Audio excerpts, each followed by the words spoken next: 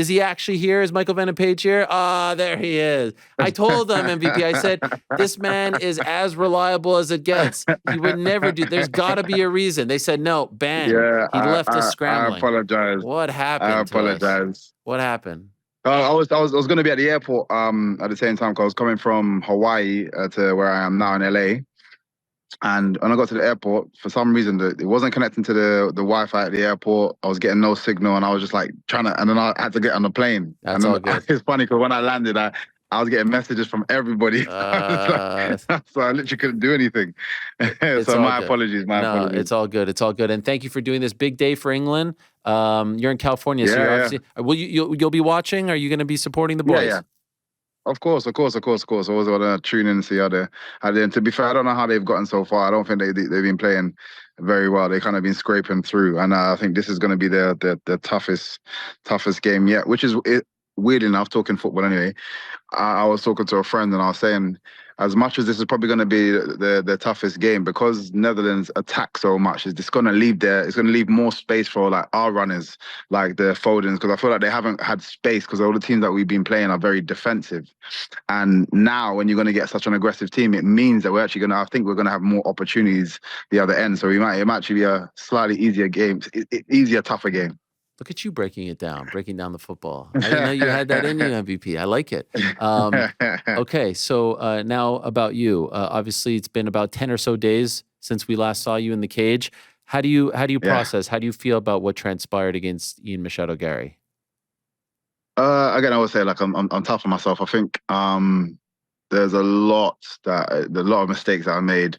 I don't want to make too many excuses, but there was a bit of a weird build up as well, and I always try to just stay focused on what I need to get done, but I had a few issues I needed to kind of overcome in the build up to the fight, and got to the fight and just wasn't quite myself in there. For me, it's just motivated me a bit more. Obviously, I was still able to kind of exactly what I said was going to happen in as much as Ian said he's this level of a striker, he's this fast. He didn't want to strike with me, like, and I tell people the same thing all the time. When I'm bouncing around in front of you, it's a very different game.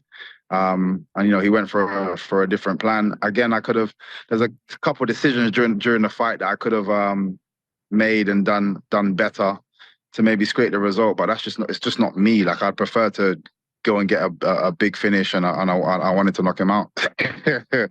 So like I got a lot to adjust and adapt to, but I'm super motivated to get back. Super motivated. Like, I'm on holiday now, and I just want to be in the gym. Wow. Are you frustrated because it's not like he beat you? I mean, I saw some people who thought that you won the fight. So it was a close one. I, for the record, scored a 29-28 for him. But I could see the argument. So is there a frustration there, feeling like you almost had it? No. Because again, obviously, it's nice to hear people kind of rooting for me.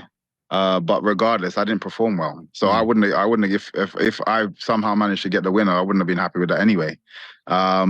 If it was somehow a draw, I still wouldn't have been happy with that. Like, regardless, it's always about I focus on me, and I did not perform the way I should have performed. I made so many mistakes, just silly things, and so I wouldn't have been happy with that. And for me, I lost the fight. That's the reality of it, and that is, regardless of what everyone's saying, that is where I'm like, yep, I should have done X, Y, Z, and I'm just eager to get back in.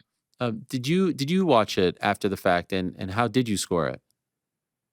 To be fair, I actually haven't gone back and watched it. Like, I'm on holiday at the moment, so I want to piss myself off. Yeah. But at the same time, it's funny that now that I'm in LA, I've got my camera team here, and we're gonna do a reaction video. So I was like, I don't want to watch it until I'm actually being filmed properly. So I'm gonna sit down and watch it and obviously score it. But even still, regardless, even if I was to say, oh yeah, I can kind of see what people are saying, regardless, my performance wasn't the performance we are used to seeing. And so I'm not happy regardless. Was that because of him or because of you, in your opinion? Oh, it's always because of me. It's always because of me. Yes, he went for a certain game plan, but it was something that I expected.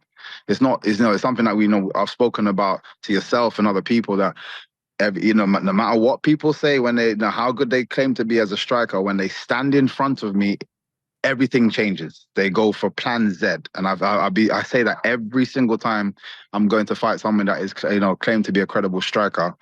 Every single time, and the same thing happens every single time. They turn into wrestlers, they turn into jiu-jitsu artists, and I just was making so many errors in those areas, which I would normally not. And it's annoying because it's obviously an area that a lot of people they always look to try and exploit me in those areas, and I know I'm way better in like my wrestling and jiu-jitsu, and it just didn't kind of come out. So a lot of mistakes were just made in those spaces there. But like I said, it just means doubling down, tightening up in those areas. And it just means when I get to that level that I know I'm going to get to very soon, nobody has a chance. It means you're going to be forced to fight me in stand-up. And that's not a place that anybody wants to be. How close was the submission in the first round? It's just so weird. There was I had two thoughts in my head. Obviously, as he was getting further and further around, I could see what he's going for. He's going to my back, and I was like, okay, like I need to adjust. He got further around, and when he got into a position where he was actually going to sink in the choke, I literally said to myself, I refuse to be tapped out right now, and I refuse. Like I don't know what I had this real stubborn thing that just went through my head. I was like, I'm not getting submitted in the first round. I literally said that. My second thought, which is weird, is my girlfriend. Well, we've been seeing each other for about just over a year. So she's her first fight that she saw me was my first fight in the UFC. Okay. Yeah, and when I was on the floor with Kevin Holland, and he went to go for a little choke, and that was nowhere near close. He went to go for a little choke. She said in that moment, because she doesn't understand jiu-jitsu at all, she's like, I was crying in that moment, and I literally, my second thought was, oh, my girl's gonna be crying right now. Was she? Did she admit afterwards? No, to be fair, she actually said she didn't, but it's weird because she said. I've told her before, after that point, I was like, I'm very difficult to choke. Like in jiu-jitsu, this is one thing that seems to be one of my superpowers. It's always hard for people to finish chokes on me. And so like when I got into that position, when she said she saw me in that position, she was like, oh, she actually wasn't as panicked, even though that was way closer than the first time. When I say close, it was deep, but like I said, I was just like, there's no way I was tapping. And I wasn't going to sleep either. Not to give away anything, but like I said, I'm very difficult to choke. Even in the gym, there's guys that get me like really deep, and they're like, their arms burn out before they get a chance to before I tap. So luckily I'm stubborn in that area, but it was a deep choke. Now that you've been in there with Ian, what do you think his ceiling is? Do you think he could be a champion? Not at all. No. Because if that's the game you're going to go when you get a decent striker, then Leon's going to kill you anyway. Then Shavkat's going to kill you anyway. There's a few guys in there that I just don't see him surpassing. I do. Again, he went a bit more tactical. And again, even at some of the areas, like he didn't feel massively strong. I just felt, I was not even trying to be disrespectful to him. Because again, he done his job. He was smart about how he kind of went by it. But like for me, regardless, this game for me is about combat. It's about fighting, not about stealing wins. Like I said, that last round, I didn't necessarily need to stand up or need to let him stand up. I could have stayed there and just dragged it out and potentially got a better score in the third round, and maybe that would have swayed it. But that's not the game I'm in.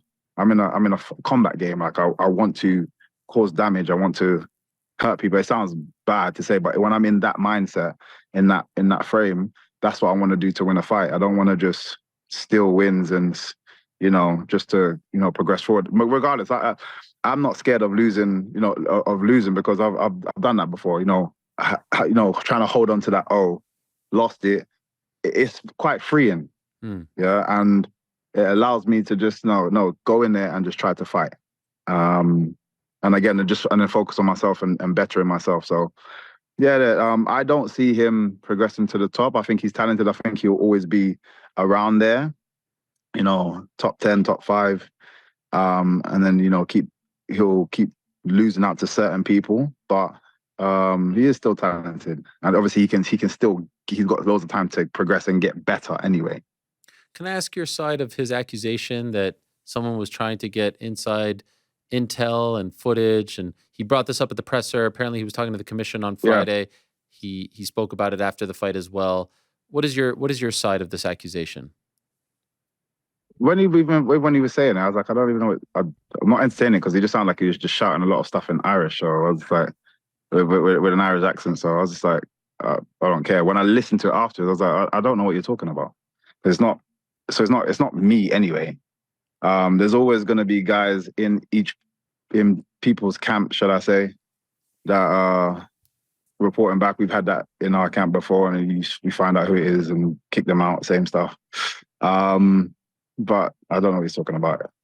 Okay. Do you know if someone in your camp did try to find this footage?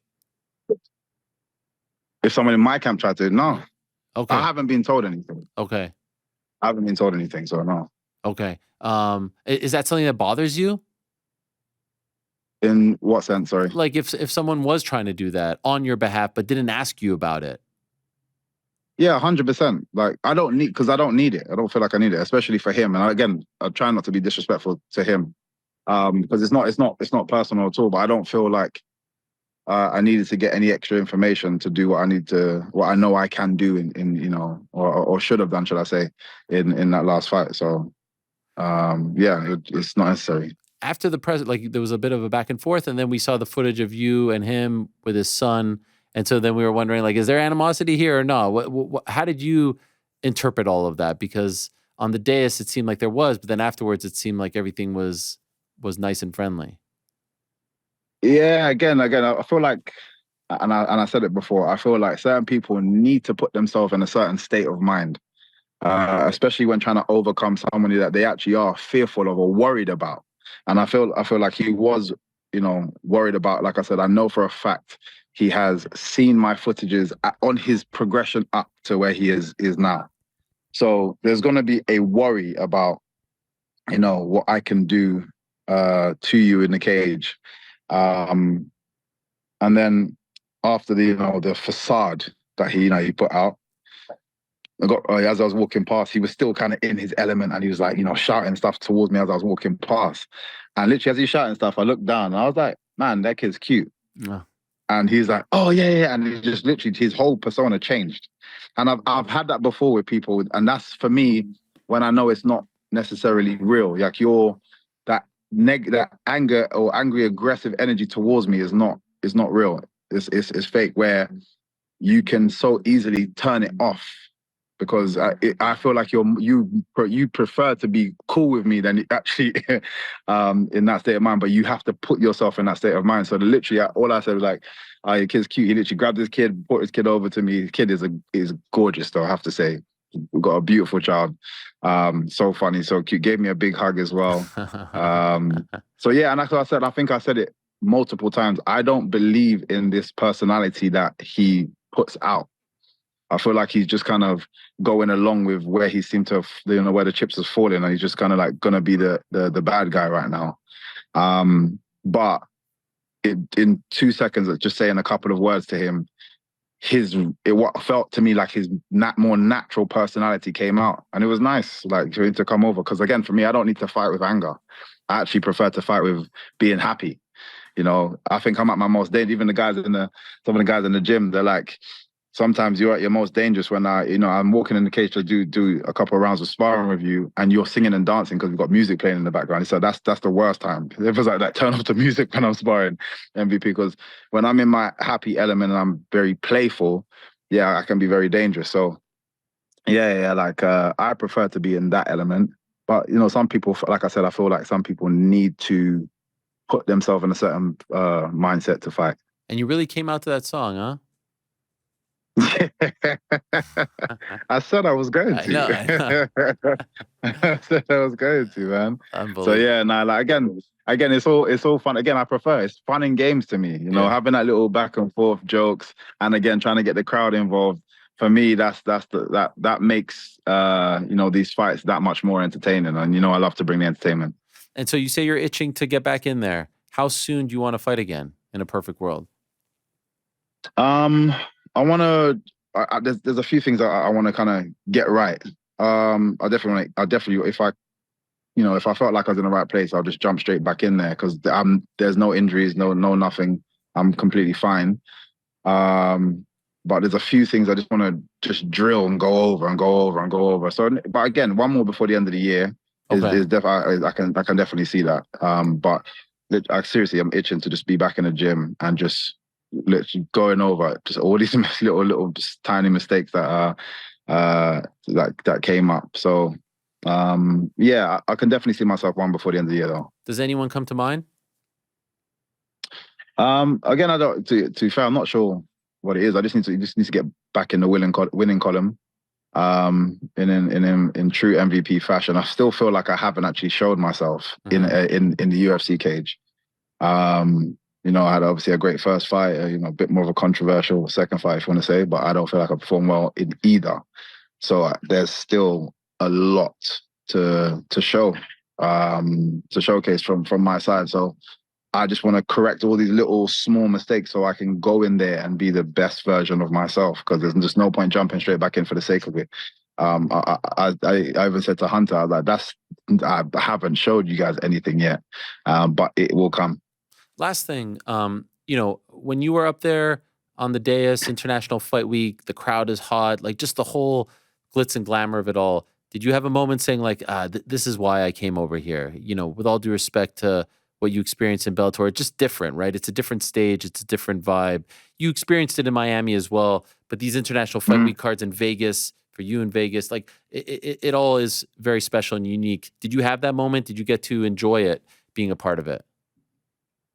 Yeah, 100%. Again, it's so weird because I'll have moments like that all the time, but at the same time, I have moments of, oh yeah, I've done this before.